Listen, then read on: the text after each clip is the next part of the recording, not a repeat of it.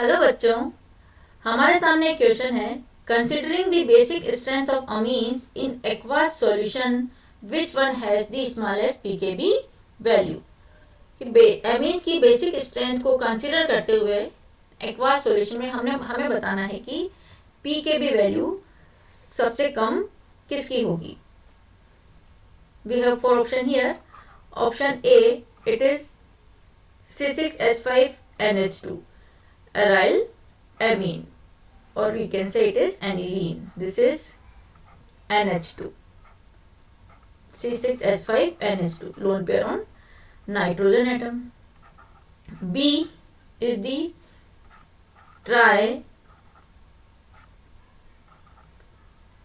trimethyl amine. This is CH3 and CH3, and this is CH3, lone pair on nitrogen atom. C is CH3 and this is NH2, methyl amine. This is methyl amine. It is 1 degree amine. यह है हमारी 1 degree amine. This is 3 degree trimethyl amine, or we can say N-dimethyl methanamine. This is 2 degree. This is 3 degree. This is 3 degree amine. Nitrogen attached with 3 carbon. And option D is CH3 whole square NH. CH3 and H, and this is CH3. This is lone pair on nitrogen atom, and it is 2 degree amine. इसका जो नाम होगा, this is N-methyl methanamine या फिर dimethyl अमीन. ठीक है, इसको नाम दे देते हैं हम N-methyl methanamine, and it is 2 degree amine. यहाँ पर जो नाइट्रोजन है 2 कार्बन से अटैच है, that is why it is 2 degree amine. इसको हम बोलेंगे 2 degree amine. ये है हमारा N-dimethyl methanamine. इसका क्या नाम हो गया? N-dimethyl methanamine.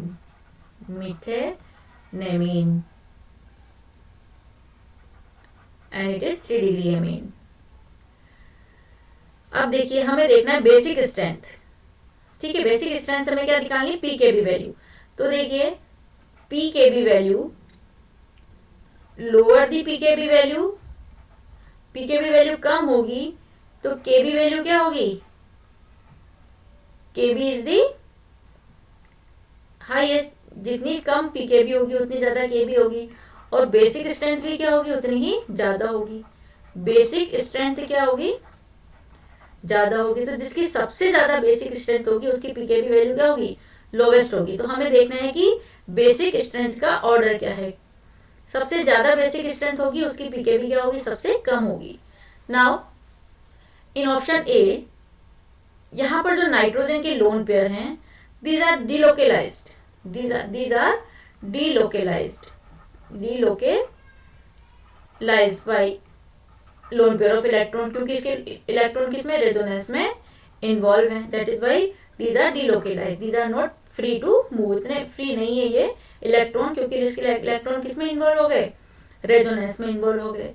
नाउ अब देखिए, इसमें यहाँ बात करते हैं हम इसकी. यहाँ पर जो नाइट्रोजन का लोन पेयर है, हमने बात करनी है एक्वास सॉल्यूशन में. देखिए, एक्वास सॉल्यूशन में हम बेसिसिटी देखने के लिए 2 फैक्टर देखते हैं. First is H bonding and second is I effect.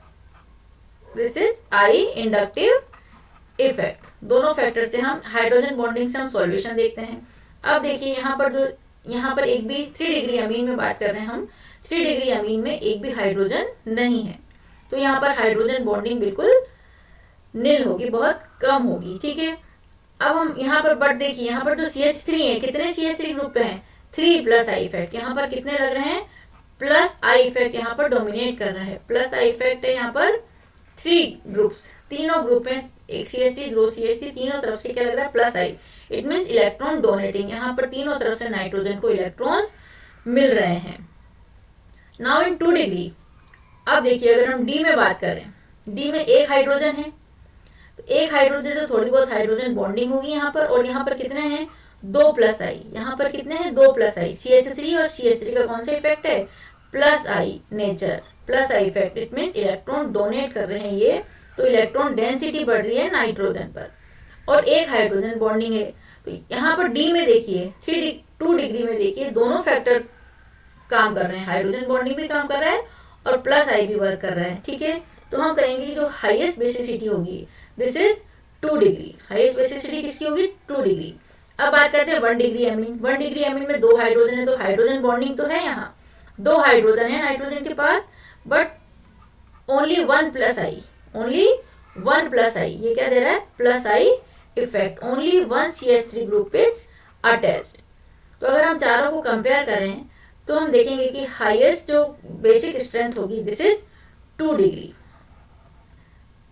2 degree की हाईएस्ट होगी बेसिक स्ट्रेंथ। हम बात करते हैं बेसिक स्ट्रेंथ,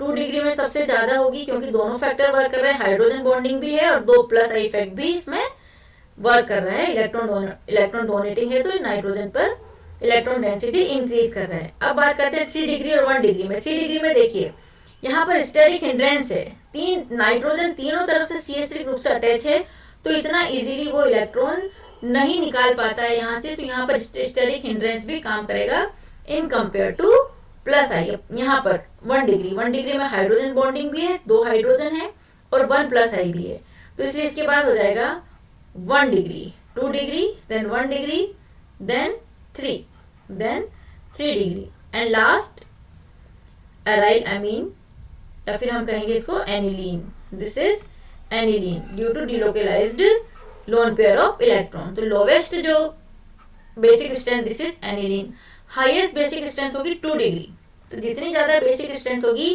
पीकेबी वैल्यू क्या होगी उतनी ही कम होगी, तो हमें बताना है smallest pKb, smallest pKb means highest basic strength, highest basic strength किसकी यहाँ पर 2 degree amine, 2 degree amine, it means option D.